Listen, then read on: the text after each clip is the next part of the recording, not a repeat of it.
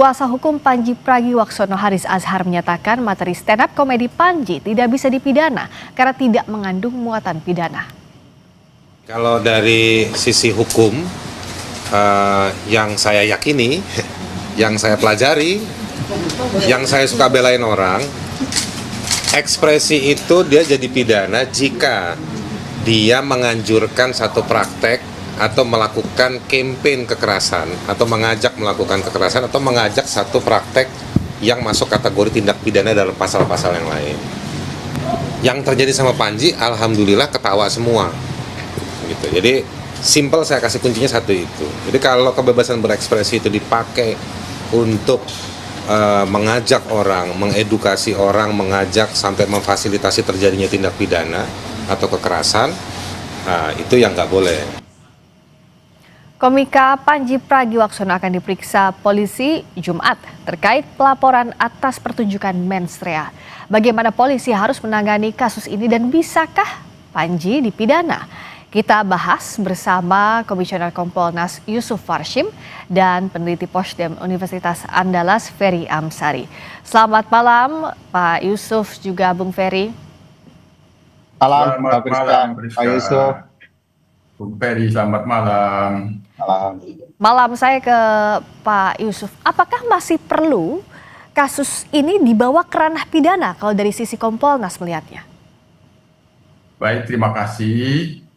Jadi tentu dalam pantauan Kompolnas ini kasus yang membawa Panji kan berawal dari adanya laporan, adanya pengaduan itu. Nah, yang kita pantau, yang kita pahami, ada masyarakat yang menggunakan haknya membuat pengaduan dan laporan. Nah, tentu proses dalam hal penerimaan laporan ya tentu memang standarnya kan polisi, Polri memberikan pelayanan. Bagaimana prosesnya? Ketika itu ditindaklanjuti pelayanan itu dalam tugas yang kita sudah pantau, ini dilakukan tindak lanjut penyelidikan, maka proses penyelidikan ini dipastikan tidak terjadi penyalahgunaan kewenangan. Oleh karenanya, proses penyidikan ini tentu harus memastikan betul prosesnya sesuai dengan prosedur dan terlebih lagi akuntabilitas ini yang akan menentukan apakah tuduhan dari masyarakat yang menggunakan haknya itu terhadap Panji ini bisa ada dalam bukti-bukti dan dalam fakta-faktanya atau tidak, yang disebut ada peristiwa pidana sehingga dapat dipidana atau tidak. Nah, proses ini jangan sampai terjadi penyalahgunaan kewenangan di dalam prosesnya. Itu yang kami pastikan sebagai pengawas, sehingga unsur delik yang dituduhkan oleh para pelapor, oleh para pengadu ini harus benar-benar terang, ada atau tidak. Nah, dalam pantauan kami, dalam proses penyelidikan ini, penyidik berproses melakukan pemeriksaan, permintaan klarifikasi. Ini kan penyidikan, undangannya pun undangan klarifikasi, bukan panggilan. Nah, kalau disebut di surat itu panggilan itu tidak sesuai dengan prosedur undangan klarifikasi, termasuk ada saksi-saksi yang dimintakan klarifikasi, ada ahli. Nah, kami lihat ada majelis ulama. Nah, apakah majelis ulama ini memberikan klarifikasi? Nah, tentu ini yang kita tunggu. Nah, kalau bisa juga penyelidik kita dorong proaktif. Nah, ini kan ada nama NU, nama Muhammadiyah, ya dikoordinasikan saja secara keorganisasian, karena bagaimanapun ketika mereka dimintakan sebagai saksi pasti memberikan jawaban, keterangan, klarifikasi yang resmi yang itu dipertanggungjawabkan oleh organisasinya. Oke, Pak Yusuf. Jadi pasti tadi itu ya. tidak bisa diburu-buru Iya, gitu. jadi klarifikasi dimintakan berbagai pihak, termasuk penyidik juga harus betul-betul transparan dan akuntabel, Bung Ferry. Nah, dalam kasus ini sebenarnya, apakah ada pintu masuk unsur-unsur pidana dari yang disampaikan oleh Panji dalam mens rea? Dan setelah proses yang berjalan sejauh ini, apakah semestinya kasus ini dilanjutkan atau tidak? Laporan itu ditindaklanjuti atau tidak kalau dari sisinya Anda, Bung Ferry? Ya, pertama tentu saja sebagaimana yang dikampanyekan Panji selama ini bahwa dia melakukan pendidikan politik dan kesadaran berhukum, dia tentu harus merespon panggilan ini sebaik-baiknya warga negara. Dan menurut saya dia sudah mencoba melakukan itu dengan pernyataan-pernyataannya. Pertanyaan adalah soal efektivitas penanganan perkara. Apakah perkara-perkara seperti ini perlu ditindaklanjuti? Ya. Kalau secara dari awal sudah banyak hal yang perlu dipertanyakan.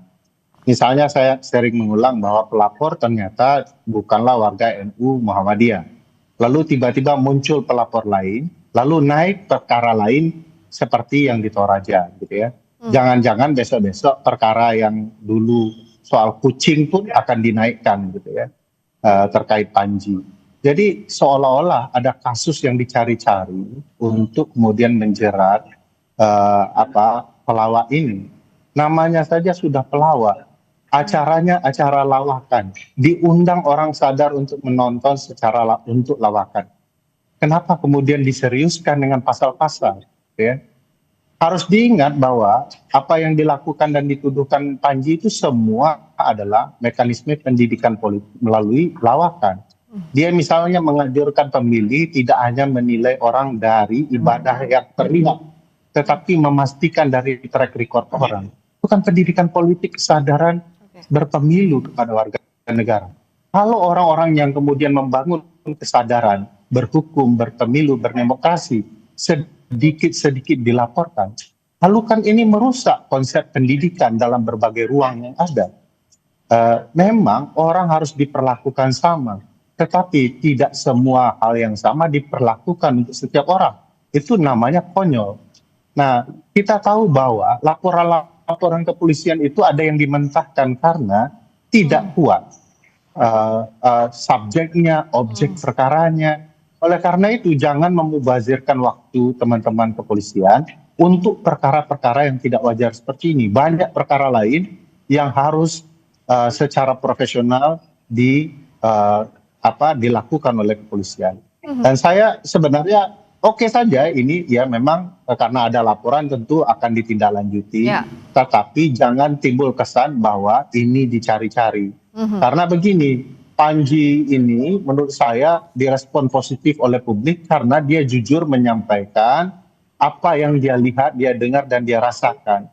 Kalau kemudian orang yang kemudian menyampaikan kebenaran itu semuanya dipidanakan, apakah kita tidak terjebak dengan kriminalisasi? Padahal penjahat sesungguhnya tidak pernah kemudian disentuh. Sehingga orang suka dan puas terhadap langkah-langkah kepolisian. Menurut saya begini, polisi tidak boleh terjebak kepada perkara-perkara yang ditangani hanya akan menambah tinggi tempat jatuh kepolisian di mata masyarakat. Polisi bahkan harus menunjukkan secara profesional dia membela warga negara yang punya niat baik, mencerdaskan warga negara. Itu paling esensial dari perkara ini. Nah, kalau setiap orang bisa ya, silakan sedikit lagi dulu, Bung Ferry. Gimana? Bagaimana tadi? Anda mau melanjutkan sedikit lagi sebelum saya beralih? Ya, bagi saya, kalau kemudian polisi terjebak dengan laporan-laporan ini atau bahkan menjadi bagian menindaklanjuti perkara ini, kasihan institusi kepolisian kita. Di tengah pertanyaan orang soal institusi ini, dia mengurus perkara yang semestinya dia tidak urus. Kalau bicara soal, ada dua hal yang jadi pertanyaan publik sekarang, Pak Yusuf. Satu soal kebebasan berpendapat. Bagaimana kebebasan berpendapat itu dicerminkan dalam kasus ini? Apakah artinya warga yang menyampaikan pendapatnya ya bisa dipidana? Yang kedua, agar tadi pertanyaannya Bung Ferry tidak dicari-cari, apa yang harus dilakukan polisi penyidik dalam menindaklanjuti laporan atas Panji Pragiwaksono? Kita bahas usai jeda di Sapa Indonesia Malam.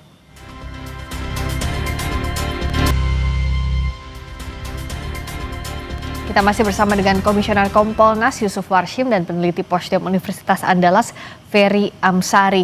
Pak Yusuf, jadi bagaimana agar dalam kasus ini tidak dilihat bahwa kebebasan berpendapat itu jadi ancaman? Yang kedua, agar membuktikan bahwa penyidik itu tidak mencari-cari unsur pidana dalam laporan terhadap Panji Pragiwaksono. Bagaimana menjelaskan ini, Pak Yusuf? Ya, tentu penyelidikan itu memang kan mengumpulkan bukti-bukti apakah ada peristiwa pidana yang dituduhkan atau tidak. Tentu yang dalam hal itu yang sebagaimana yang saya katakan, jangan sampai ada penyalahgunaan kewenangan sehingga yang sesungguhnya itu tidak ada buktinya tapi masih dicari-cari gitu. Jadi oleh karenanya kesannya jangan sampai ada dicari-cari itu rekayasa gitu, itulah penyalahgunaan kewenangan. Oleh karenanya ini dibuat simpel saja, makanya kalau dari awal saya itu sebenarnya belum masuk ke permintaan klarifikasi ke pihak terlapor. Pelapor ini yang harus didudukkan dengan meminta saksi-saksi ahli, pendapat ahli, kalau itu kaitannya dengan agama Islam, ya meminta pendapat dari MUI, apakah di sini memang ada unsur-unsur yang menistakan. Kalau menurut MUI tidak ada, ya saya kira sudah kelihatan itu tidak perlu ditambah-tambahin lagi. Nah, sepanjang yang seperti yang saya maksud dibuat sederhana, maka unsur-unsur yang mengarah ke penyalahgunaan kewenangan sehingga dicari-cari, nah, itu akan terhindar. Yang kedua, tentu yang kami pastikan lagi bahwa apa yang dilakukan oleh kepolisian, terutama Polda Metro Jaya, bahwa ini memang karena murni ada pengaduan dan pelaporan, dan yang kita pastikan sebagai pengawas bahwa ini bukan didorong-dorong oleh pihak kepolisian. Itu yang tidak boleh. Nah, karena ada masyarakat yang sedang menggunakan haknya, maka tentu harus memberikan kepastian. Nah, kalau saya dari awal itu mendorong belum sampai ke permintaan klarifikasi ke terlapor, dimintakan dulu saja yang dijadikan korban, yang dinistakan Islam misalnya. Nah, para ulama itu diminta keterangannya. Ini menistakan tidak, tersinggung tidak. Nah, soal ini ada perbuatan. Mungkin ada perbuatan melawan hukum, tapi itu tidak bisa dipidana, misalnya hanya dalam tataran patut dan tidak patut, persoalan etika, misalnya seperti itu. Kan itu bisa saja.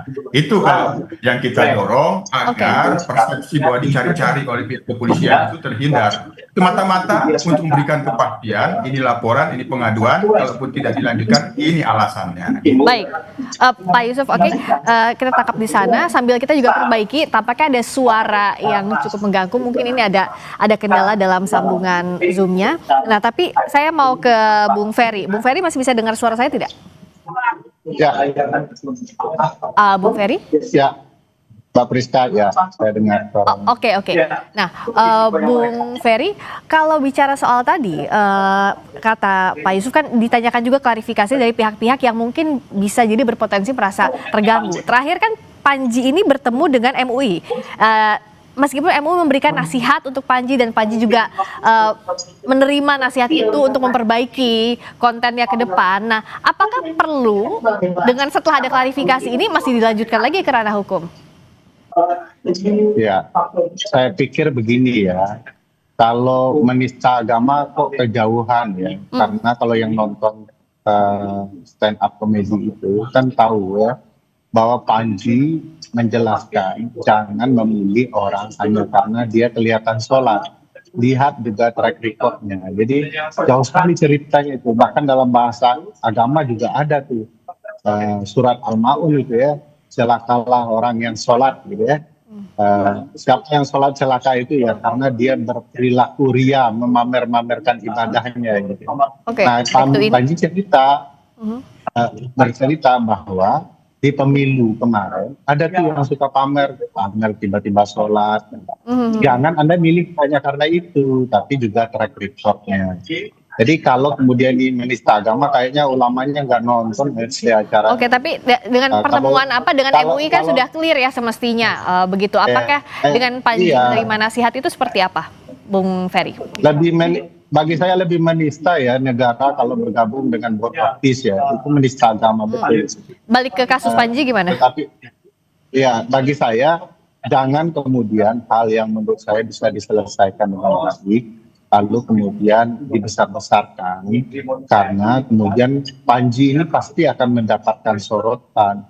Yang nonton langsung saja 10.000, entah jutaan yang di Netflix, sehingga kemudian orang fokus membahas kasus ini dan lupa hal-hal yang lain, kasus-kasus lain. Ada anak yang bunuh diri di NTT, kasus penanganan banjir yang belum selesai. Bagi saya ini bagian dari cara-cara negara yang menurut saya berlebihan. Jadi negara sudah tahu nih kasus ini tidak masuk akal, orang stand up kemudian diproses. Tiba-tiba muncul kasus lain. Kalau kemudian pelapornya salah, muncul lagi pelapor lain. Kita tahu bahwa ini akan menimbulkan kesan bahwa perkara ini dicarikan pembenarannya untuk terus ditindaklanjuti. Dari sana saja tidak kelihatan ya.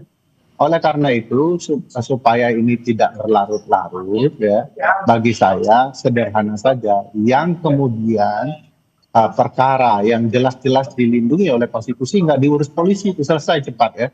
Jadi perkara juga tidak menumpuk dan teman-teman kepolisian segera akan mendapatkan jempol ya bahwa mereka tidak terlibat ke hal-hal yang kemudian bisa dipropaganda sedemikian rupa dan menjadi tidak sehat bagi kepolisian.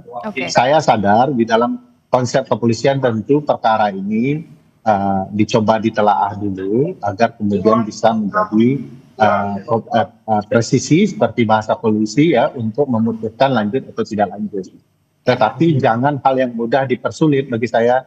Begitu dilihat bahwa ada hak orang merdeka untuk berpendapat kemudian terganggu dengan proses pelaporan, yang sudah posisi bilang tidak memenuhi. Ada banyak kasus yang bisa saya contohkan bahwa polisi segera merespon. Ini bukan perkara yang harusnya diurus polisi. Ini kalian saja menyelesaikannya, gitu ya. Bukankah polisi juga mendorong untuk perkara-perkara kecil ini tidak diselesaikan dengan perkara hukum yang rumit? Tadi diselesaikan saja baik-baik, gitu ya. Nah jadi agar tidak menimbulkan syakwa sangka, tadi seperti juga yang sudah sebelumnya disampaikan oleh Pak Yusuf bahwa ya perkara ini akan dibuka seterang-terangnya, semestinya demikian agar bisa dilihat apakah memang ada unsur pidana atau tidak. Jangan juga dicari-cari jikalau memang tidak ada unsur pidananya. Publik akan menantikan dan juga akan mengawasi proses yang berjalan saat ini. Terima kasih Pak Yusuf Warshim, Komisioner Kompolnas. Terima kasih peneliti Posdiam Universitas Andalan, Ferry Almasari. Terima kasih udah tadi. Selamat malam.